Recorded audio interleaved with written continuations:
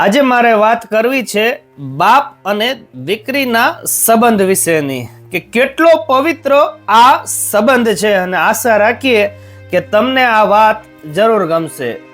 મારે તફાવત જણાવવો છે કે દીકરી પોતાના બાપના ઘરે હોય અને લગ્ન પછી પોતાના પતિના ઘરે જાય એટલે તફાવત શું થઈ જાય છે.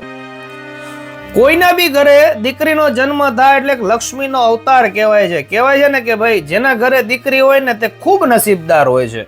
હા, ઈ દીકરી નાની હોય કે મોટી હોય, બાપ માટે તો એ દીકરી છે ને દીકરી જ રહેવાની છે. હા, બધા લાડ એક બાપ પોતાની દીકરીના પૂરા કરતો હોય, પછી એની પરિસ્થિતિ સારી હોય તો ભલે, ખરાબ હોય તો ભલે, એ ઝૂંપડપટ્ટીમાં રહેતો હોય તો ભલે, મહેલમાં રહેતો હોય તો ભલે, એમાં કોઈ ફેર નથી પડતો. બધા લાડ ઈ પોતાની દીકરીના એક બાપ પૂરા કરતો હોય છે.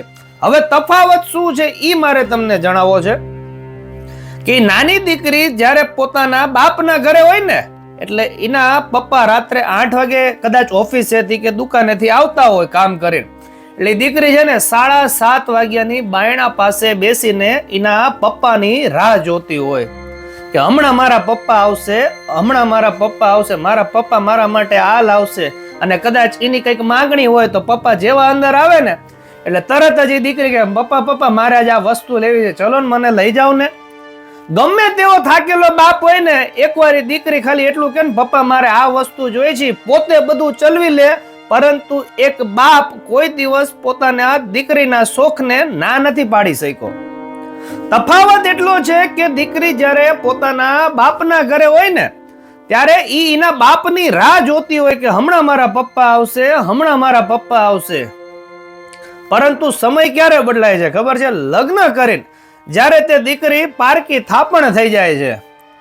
હા, એ બાપને પણ ખબર નથી હોતી કે કદાચ મારી આંગળી પકડીને મેં જેને ચાલતા શીખડાવ્યું આજ ઈ જ દીકરી મારી આંગળી મૂકીને મને જતી રહેવાની છે.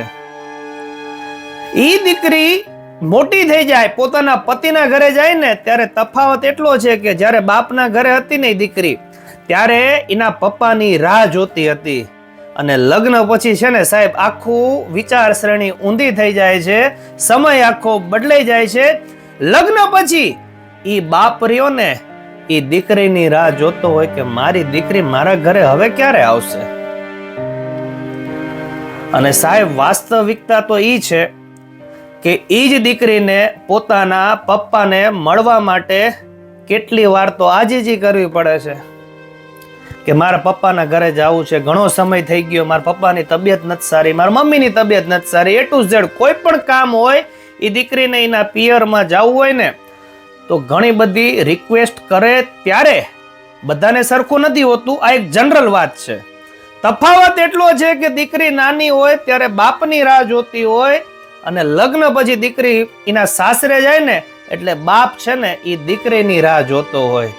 એટલો આ પવિત્ર જો કોઈ સંબંધ હોય ને તો એ બાપ અને દીકરીનો છે.